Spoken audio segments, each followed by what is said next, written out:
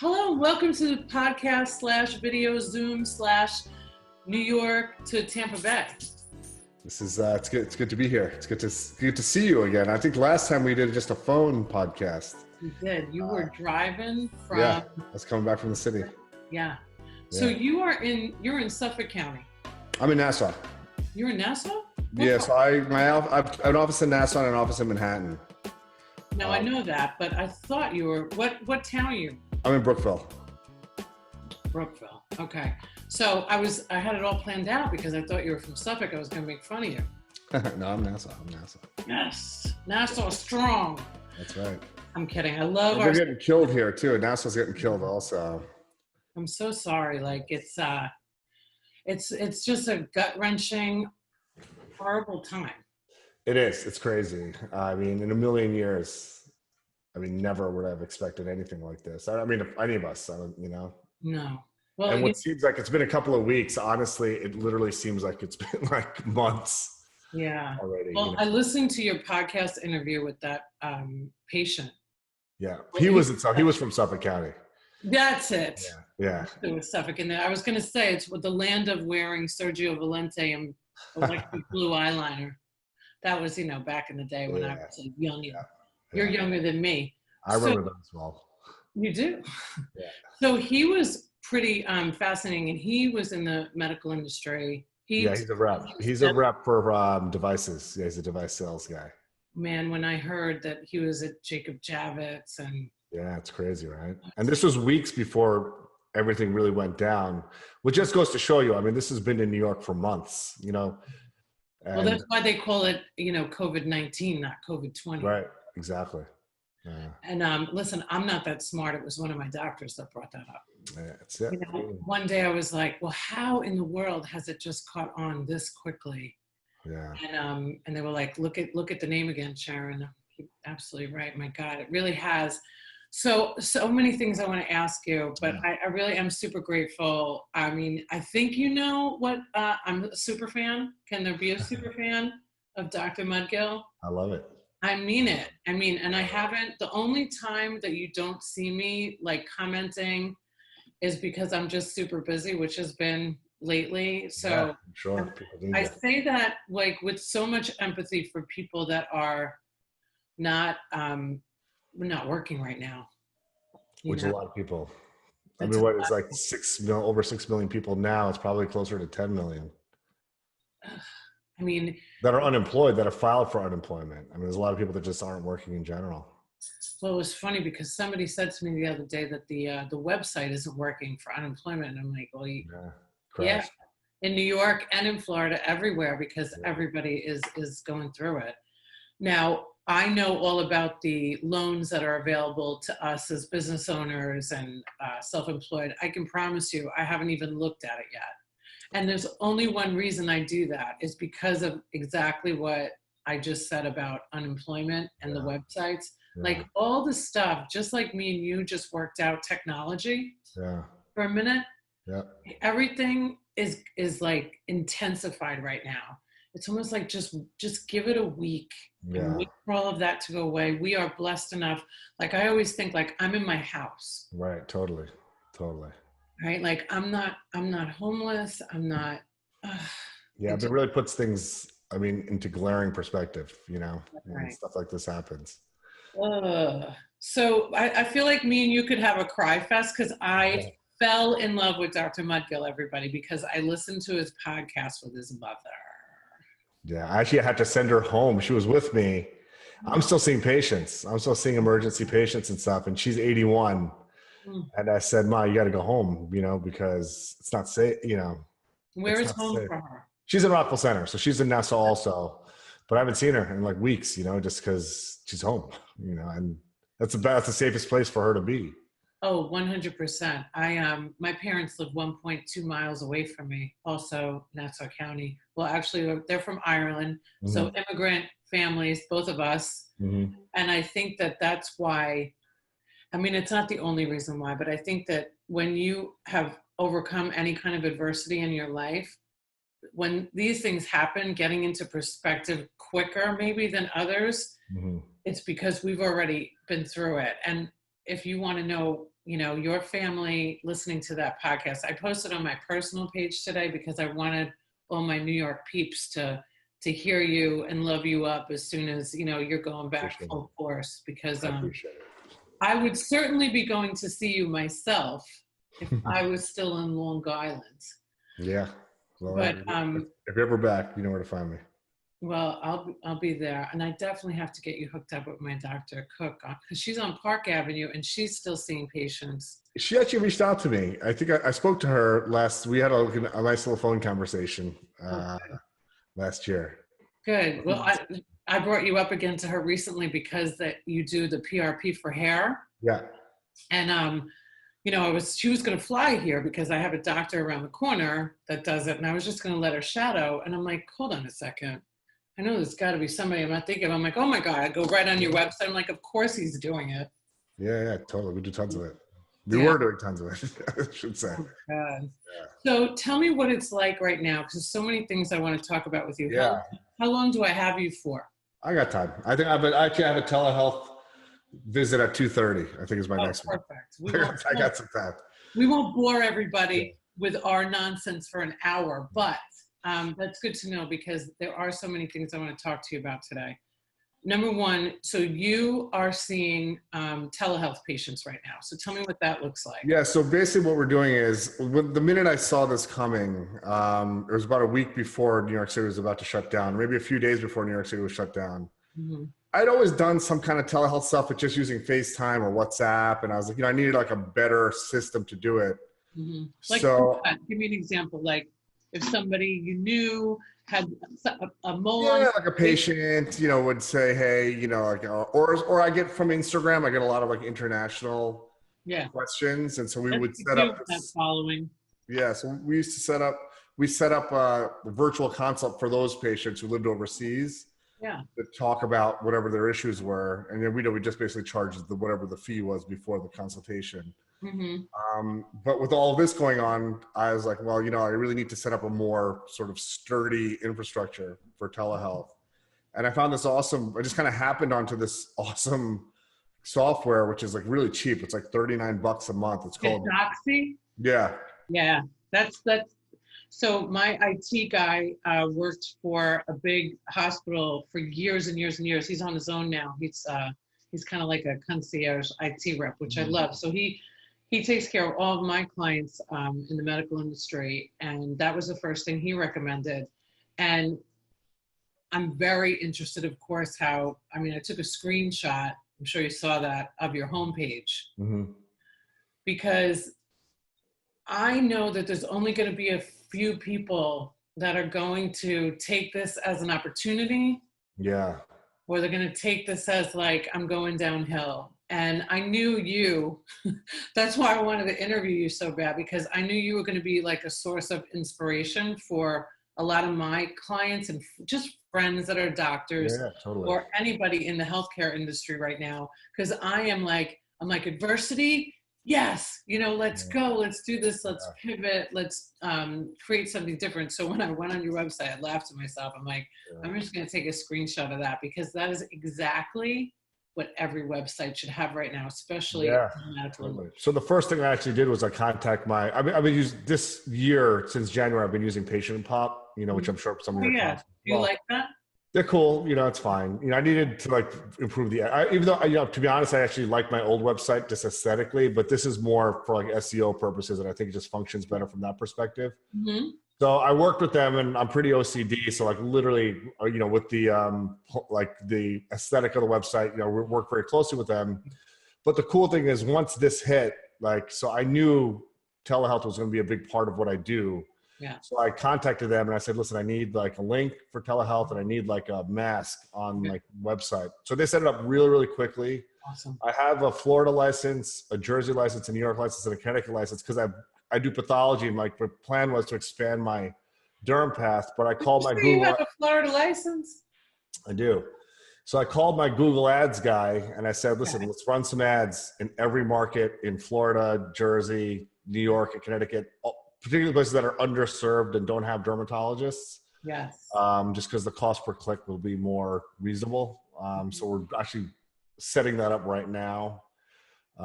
Just trying to, make some lemonade. Yeah. All right. So I'm just going to go for it. I'm going to just tell you a story, and it has to do with a dermatologist. Okay. You're going to love this because I think that you're going to help him, and I'm going to send this video to him, and he can choose, because a lot of my doctors imagine, I was actually told not too long ago by a physician, Sharon, you should hire a doctor, because if you hired a doctor, more doctors would listen to you. I was like, I'm good. But that's never going to happen, because I have a hard enough time convincing my doctors to do anything. Totally. And that's why I was like obsessed. And I'm like, I told everybody to watch you. And I'm positive nobody did except one. Yeah. Positive of it. So, and I'm gonna recap the old interview. That's obviously not going to be as good as this with our very high tech equipment that we have, Zooming, absolutely. Recording.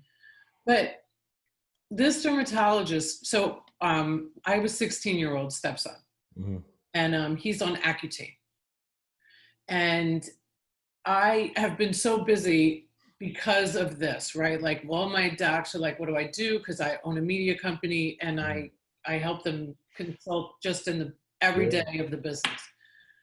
So my husband says, hey, Sharon, can you pick up Cooper today from the doctor? Now, this was last week, okay?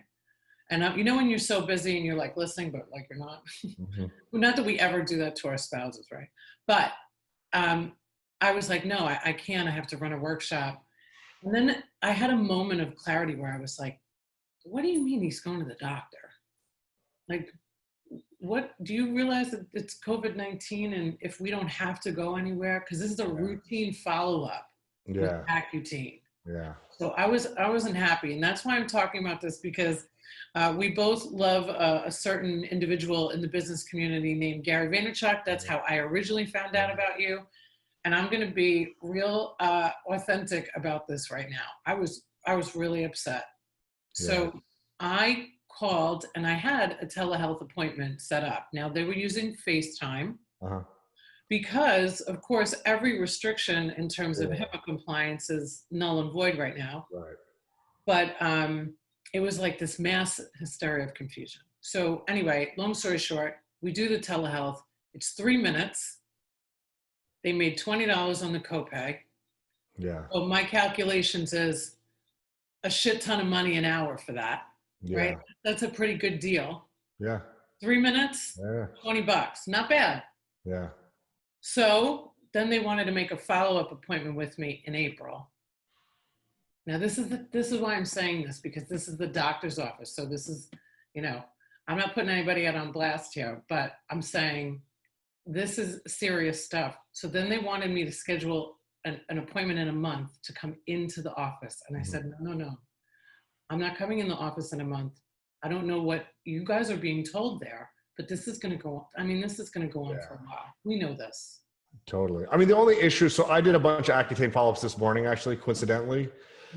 Usually with Accutane, we check blood work monthly, which is like the only issue. I've been obviously giving all my patients a pass. I'm not going to make them go to a lab and get corona. So, what I've been telling all my patients is, listen, I'll give you the meds, making sure they're not pregnant, all the things that, for female patients, et cetera. Right. And said, listen, I'm a 16-year-old. Right. So, well, it happens. Not a 16-year-old boy, but I know. So I tell my patient, listen, I'll give you a month's supply of meds. We'll check in a month. If it's the same situation and the world is like it is now, which most likely it will be, then we'll do the same thing.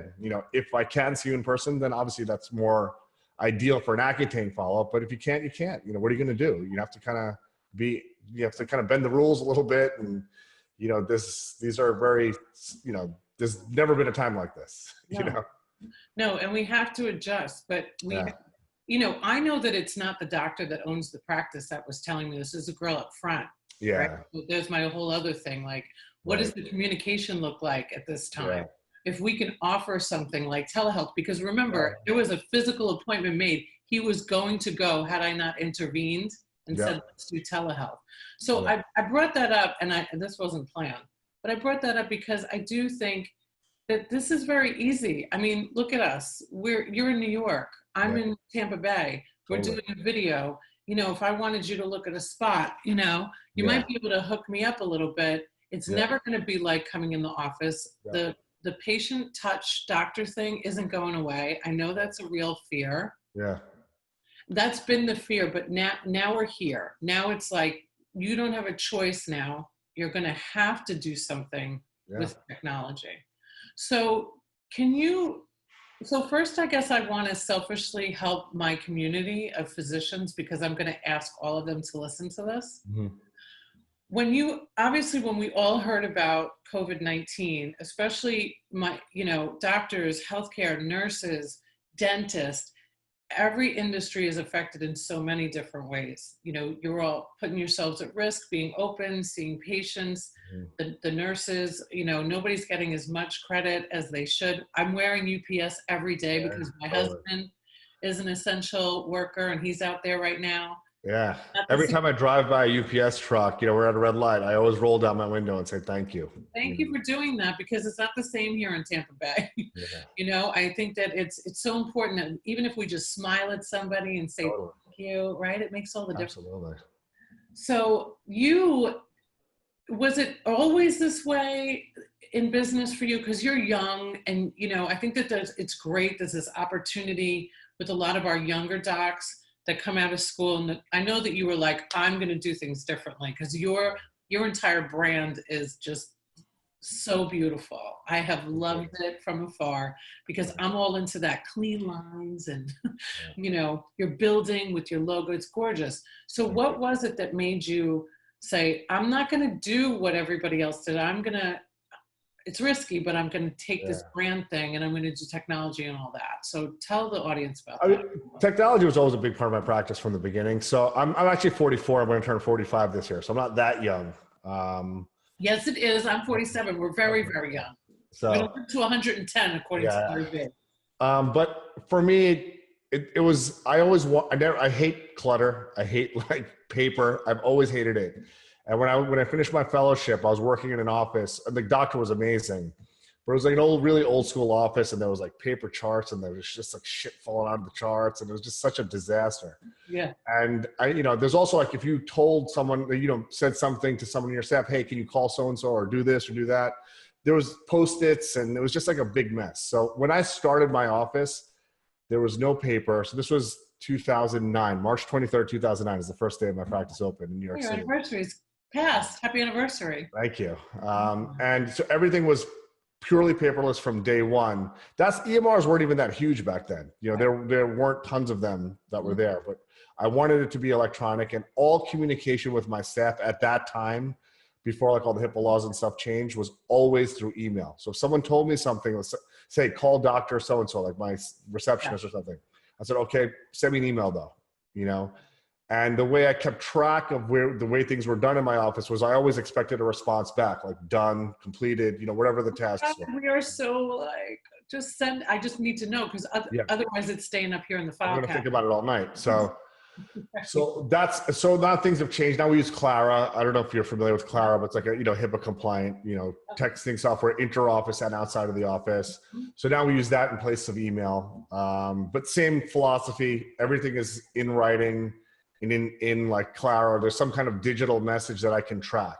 Right. And it's always just been that way, It's actually funny because with my wife, I have 3 kids, and like, there's all this, now there's nothing going on because we're sitting at home all the time, which has been amazing. That's been the best part of this thing.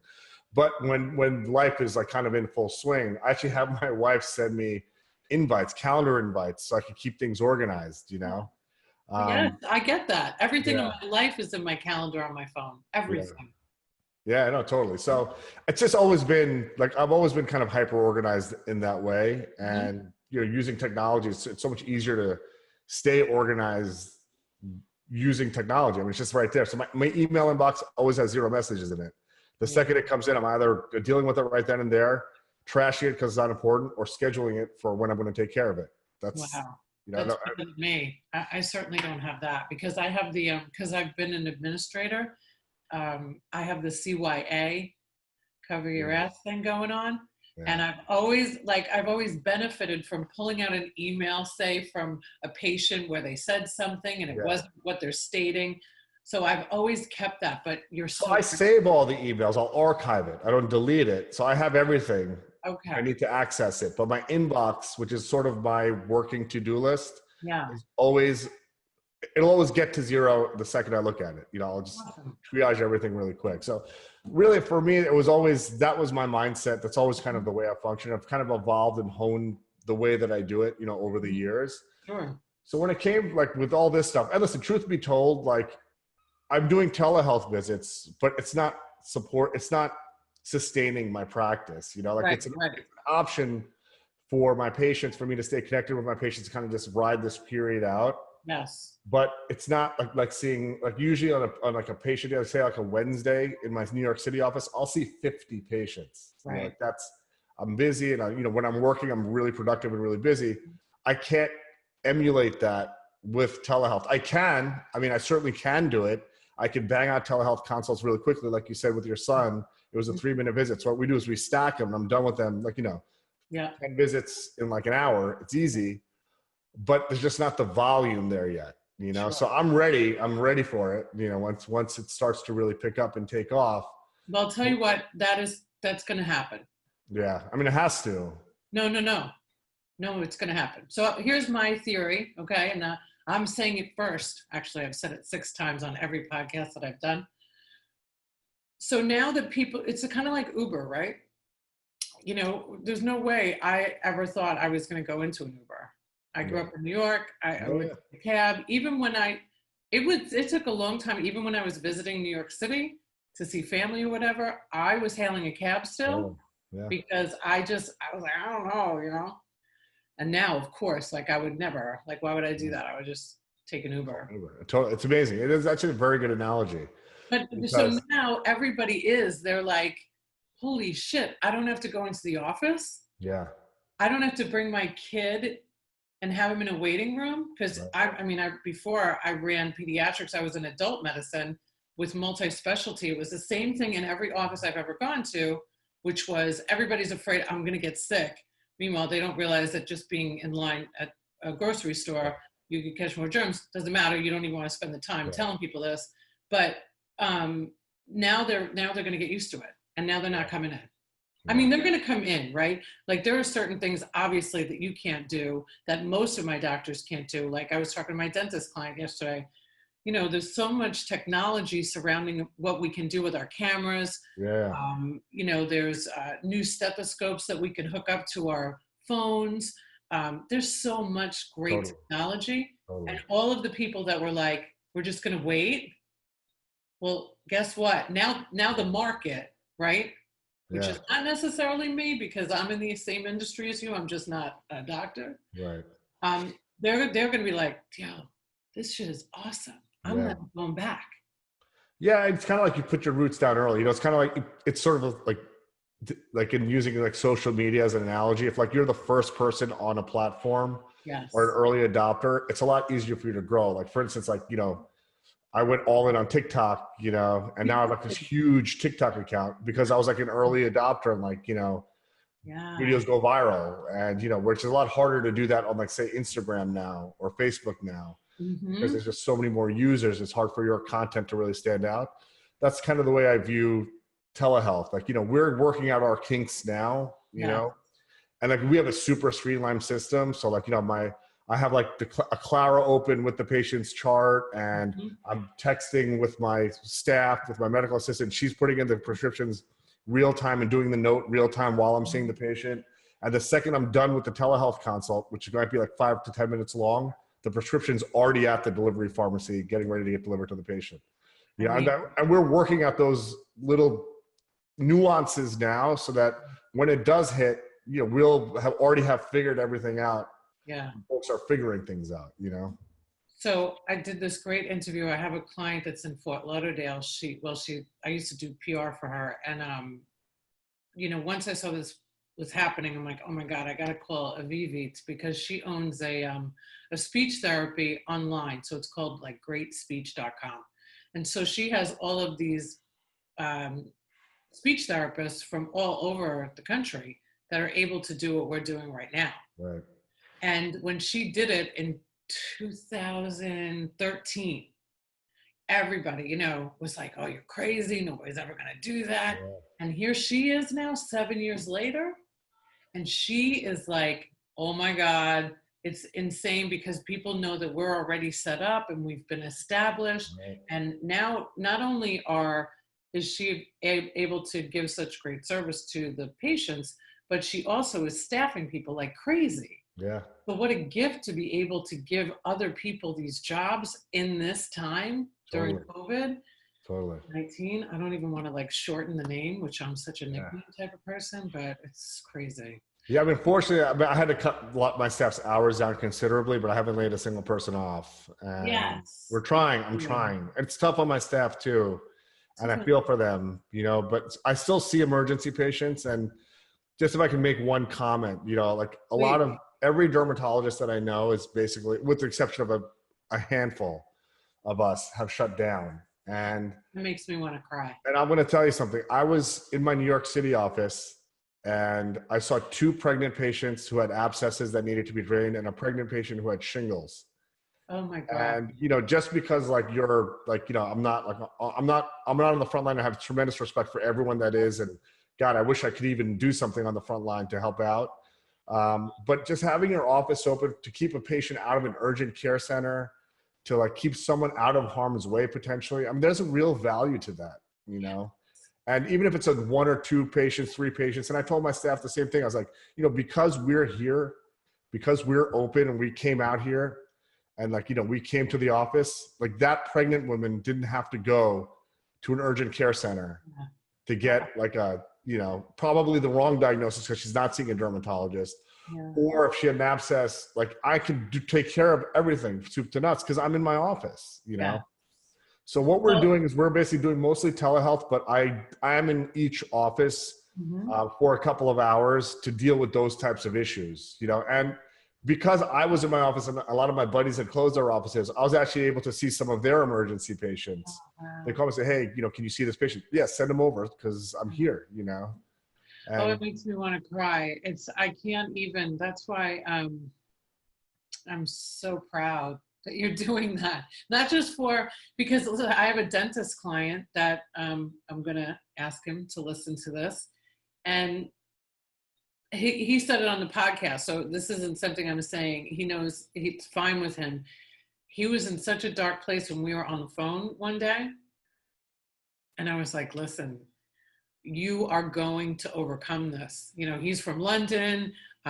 He's Egyptian, immigrant, moved to New York when he had to go to dental school twice. You know how that goes. He drove a cab in New York City, right? Before he could become a dentist. And then he moves to Florida and he worked for somebody else. And then he said, I'm going to open my own practice. It reminds me so much of you because he didn't want it to be the way it was in other offices. And he worked so hard and he got all the latest and greatest technology. And of course, it's such a burden financially that, and him too, you know, his heart is as big as America. You know, he wants to help as many people and he's had to do the same thing with his staff, but he's still open as well because he'd rather have somebody come in for an emergency visit than have to go to the hospital because we have to keep people out of the urgent cares and the hospitals, like you're saying right now, so we can, so we don't have the capacity here in Tampa Bay, or who knows, we might, is to bring like a naval ship, to put our patients in. I mean, when I saw the images of the tents being set up in Central Park, that's crazy. I was like, people don't, and I know all the images of Clearwater Beach didn't do any good for Florida. Yeah. That's the UPS man coming home. That sounds like a big dog. Well, you know, he's a chocolate lab, but he would lick you to death. I know. I have a dog. Well, I have a Havanese now, but I had a Wheaton Terrier who was bigger than my Havanese, also small. But we would always say, like, if anyone ever broke into our house, he's gonna kill them with love. You know, it's like he's not gonna do shit for us. Right. That's what we say. He'll bark, like he'll scare anybody at the door, but then he like moonwalks back. You know, like, I'm not going to do anything. I'm scared to death. This kid, he's scared of mulch outside. Are you kidding? So anyway, we digress, but this is real life. This is what's happening now. We're working from home, both of us. Yeah. So I think it's great that you're still open because there is a need. I mean, look, we had to go to the dermatologist with Cooper, but we did it on telehealth, and we still want to maintain. It's the same thing with my age and weight management clients. It's very important right now for people to not eat everything in the pantry. Yeah, totally. Yeah. So we have to watch our nutrition, which is a good segue for me to be able to talk to you because I know you're very regimented when it comes to, mind, body, and spirit, and you're taking care of yourself physically. I'm disciplined, OCD, like you, probably not as much as you because I've seen you at the gym. It's like, damn, no wonder. Like there's 200,000+ followers on Instagram. But, you have to do that because you have 2 offices, you have a family, you have a bunch of kids, you have a beautiful wife. It's a lot. So talk to the audience, if you would, about how that helps you get through and do what you have to do, not just here for COVID-19, but also in your practice and running your business. Yeah, I mean, it sounds like so silly, but the honest truth is, like with each kid, I was always like a skinny guy, like growing up, just kind of like a skinny fat type of guy, not like never wanted to have my shirt off, just because, I was always a little... Shirt on in the pool? Yeah, no, never that bad, but like, close. But so with each kid, I gained 10 pounds, like for some, my wife would just snap back into looking amazing, but I just kind of slowly devolved. And then it was Thanksgiving. God, I think it was like 2012 or something like that. And I was sitting with, I had a belly and I had like a scotch on my belly. My brother-in-law, who was at one point in like amazing shape, had like, he had like a beer sitting on his belly, and he looked over to me and he's like, dude, what happened? And we were like, it must have been like 36 or 37 at that point. And so he's like, let's make a bet who's going to get into the best shape by Memorial Day. And, I'm very competitive. Yeah. So I was 196 pounds, 20% body fat. I got all the way down to 154 pounds, 8% body fat. Wow. I was a maniac about like nutrition. So I had an amazing like transformation. I looked like I was dying actually, it's like people would see me and say, oh man, you lost a lot of weight. You look great. But then they'd ask my buddies like, dude, is he all right? Like, he looks like he's dying, But then from there so I basically like tore it all down and then I built it back up. And it's funny because I have a trainer that I've been working with for years, Versan, who's been on my podcast, who's an amazing guy. He's actually the strength coach for the Nets. Oh, yeah, you interviewed him. Yeah. He's an amazing guy. He's like one of my best friends.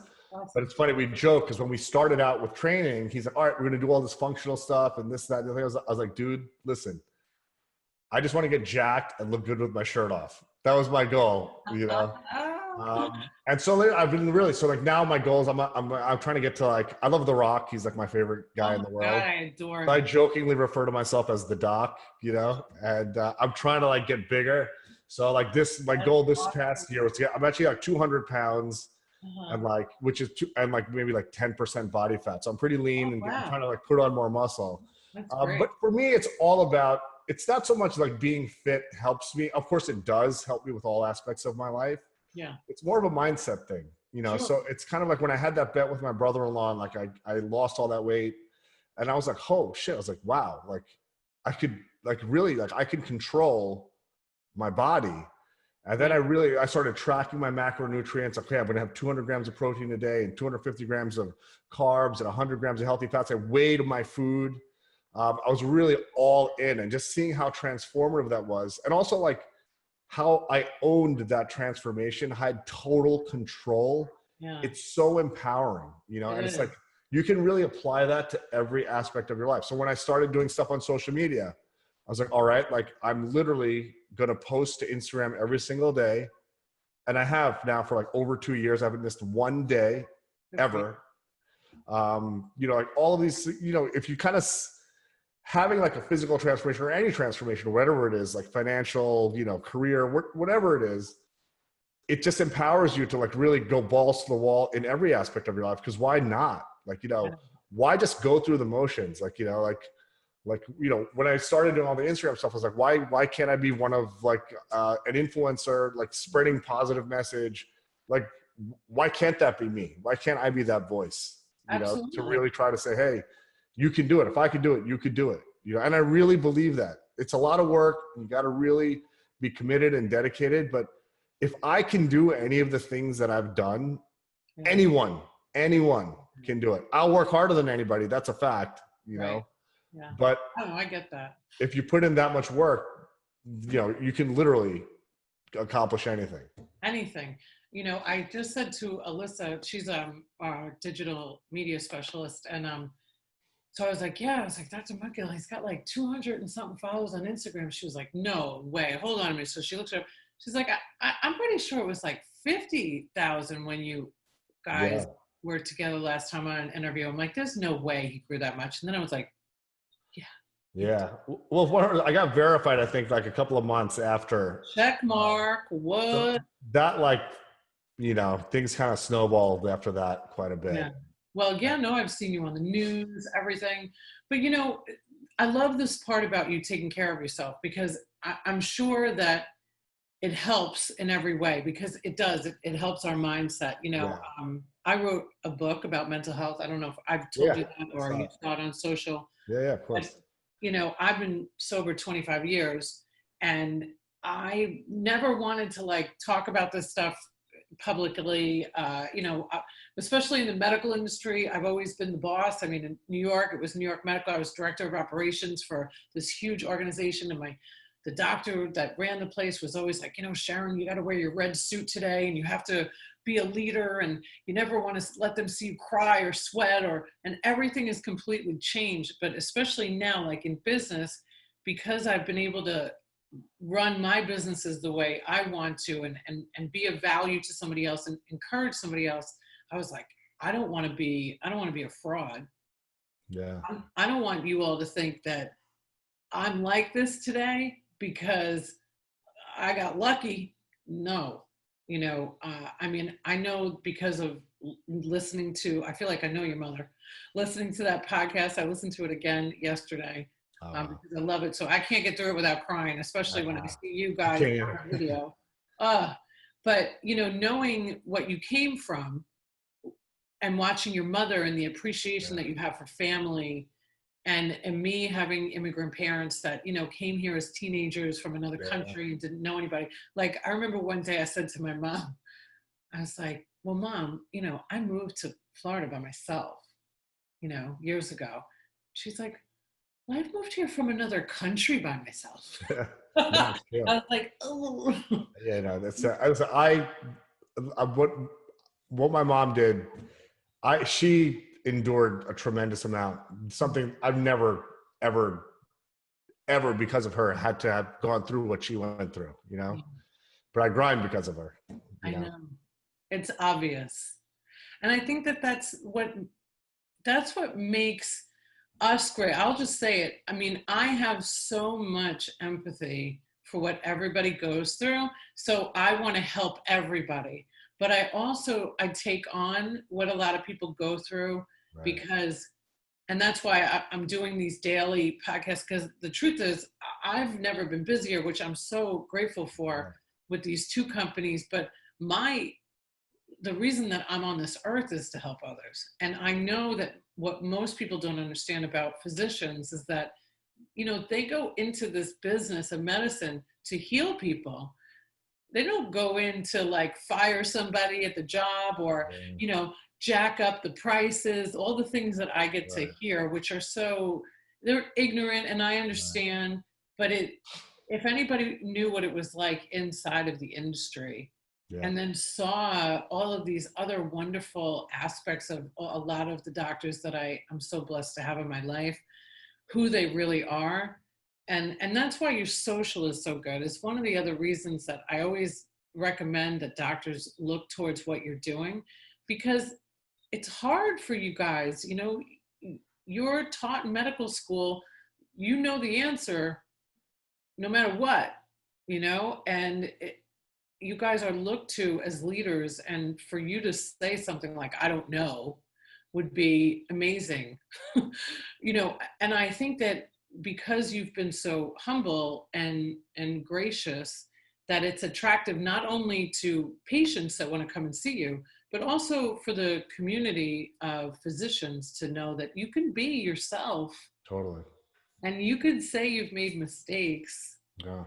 And you could say, like, you had a tough time. I mean, I can't even imagine what it's like for your friends right now that are dermatologists that have had to close their businesses, you know? Yeah, it sucks. I mean, it's hard. It's not just my wife's a dentist. She's completely shut down.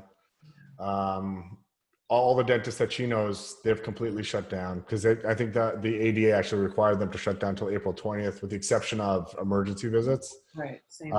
Most of the doctors I know have just come, who are in private practice, have come to a grinding halt. The doctors I know who work in the hospital system are just getting crushed right now. They're just getting crushed. Yeah. And it's tough. I really feel for them. That's who is really kind of fighting this fight. I almost feel bad calling myself a doctor because I'm not there on the front lines. Oh, but it's so, and you're not the first doctor that I've heard this from. Yeah. And I want everybody that's in this healthcare industry alone. Like, that's why I've put it out where I'm happy to interview anybody in the healthcare industry. Yeah. You don't have to be a doctor. You could be a health coach. You could be a fitness instructor. Like, we're all a part of this. And, absolutely. And everybody actually needs your resources. Because you are not in the hospital today, I get to bring your content to my audience to help them. So no matter what, like, I can like feel that in my heart when you said that. You are all doing your part, and you're not disappearing. I think that's so paramount right now. I've been trying desperately, and I'll tell you that I just left. I was like running here. I was so glad that there was some technical things actually happening so I could get my thoughts together. Yeah.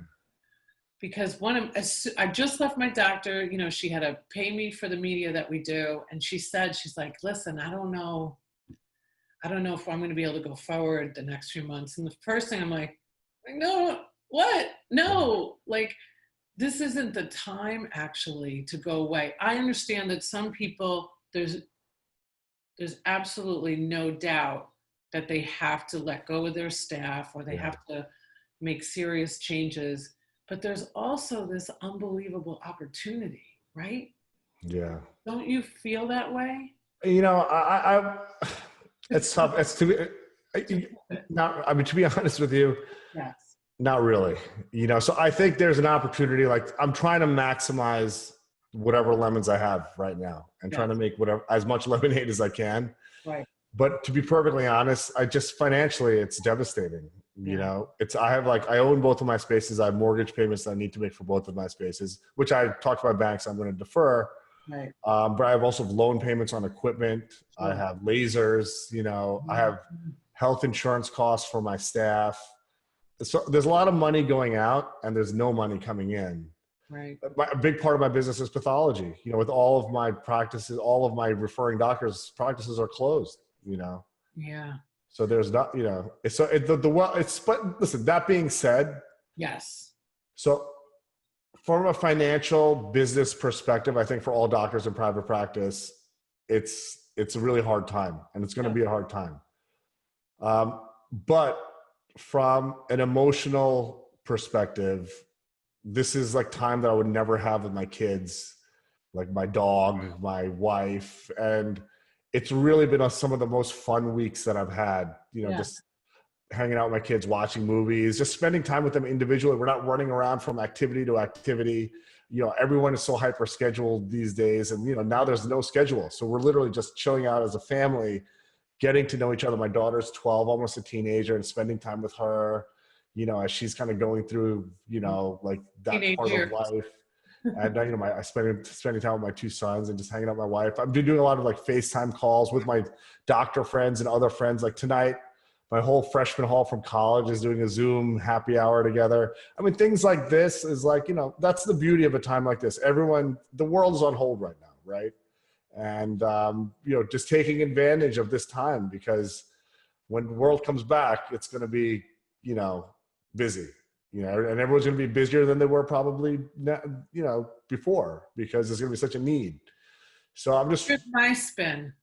I'm with you. yeah. So I'm like, as hard as it is now, and I know it will rebound, and right now it's just like, I'm just trying to take advantage of all the time that I have. I'm working out more. I'm just, like mentally getting stronger, staying positive. We're focusing on content, different types of content. I'm doing a lot more of these types of podcasts, which has been great. Just really trying to max out the time that I have, and, just be ready to hit the ground running when. Well, here's my perspective. We that are not doctors, we need you guys now more than ever. So my thing is like, don't go away, because we're coming back. Yeah. So just like I feel about people getting used to this way of communicating, everybody's business is going to shift. Everybody's lives are going to shift. Totally. I know that you already know this. Yeah. We need this more than ever in the world. As sad, all right, disclaimer, in a million years, I don't want this to happen. I don't want COVID-19. I don't want to hear about people dying. I don't want to hear about the tents in Central Park.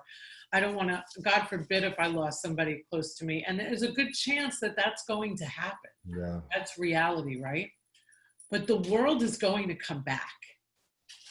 It always does. So if we go away right now, people are going to remember that. Yeah. Where were you? Yeah. Where were you? You were there every day when I was giving you money. Yeah. Where were you? Yeah. Well, no, it's very true.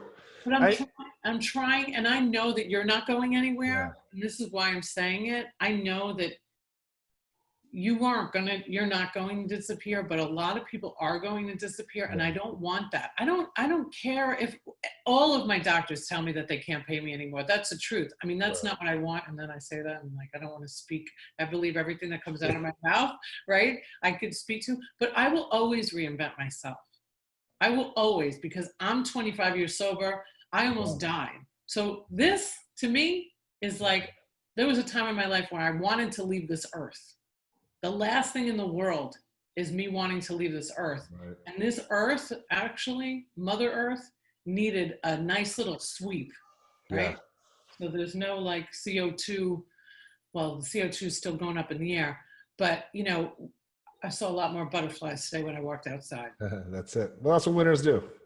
Winners make a lateral, adapt, and figure it out and move on. Yeah, and I think that people are going to look to you, when you're on this happy hour tonight. Well, I am really, really, I want to make sure that you get to hear this. I'm really grateful for you. As I am for you. I think that you are doing amazing work. I'm so happy that you're okay and your family's okay. I love hearing that you're taking the time, because we're doing the same thing. I'm looking forward to this weekend, because we're going to sit outside and have a little barbecue, and, we're just together, and we don't need to, it just goes to show we don't need to go to Disney. Totally. To make some kind of magic happen. You can make it right here with your family. So totally. I'm so grateful for you. And I hope you interview me one day about my book. Yes, I got to read your book first though. I will send it to you. I will autograph it, and I will mail it to you. Please do. I'm actually writing a book myself. I'm almost done with that. Sort of spending a lot of time doing this downtime as well. Good for you. I start writing my second in 1.5 weeks. So I love it. Awesome. Yeah. I'll see you. Send me a copy, please. I promise you. A signed copy. Of course. All right. It's going to be worth millions one day. Hey, I'm sure. No, I'm so grateful for you. Thank you so much. And please stay safe, stay well. You Namaste. Send my love to everybody in New York. I will. Safe. So good to see you. You too. Take care. All right. Thank you so much. Thank you. Bye.